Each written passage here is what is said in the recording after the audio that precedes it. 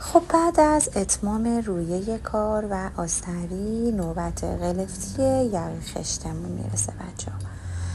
موقعی که میخوایم قلفتی کنیم این خیلی مهمه که هر قسمت تو جایگاه اصلی خودش به زیری وصل بشه و اگر نه روی کار شما شاهد کشش میشیم و از رو به رو، از داخل، از هر جهت نمای خوبی تو کارتون ندارید. کنج‌ها رو با هم میزون کنید، حتما میزون کنید، حتما سنجاق بزنید. حتی اگر فکر میکنید سنجاق کافی نیست میتونید با یه دوخت شل کوک بزنید و بعد ببریدش زیر چرخ.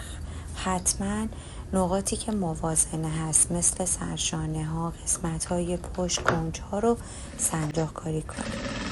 میتونید با دوخت شماره 3 بچه دوخت کنید اینو.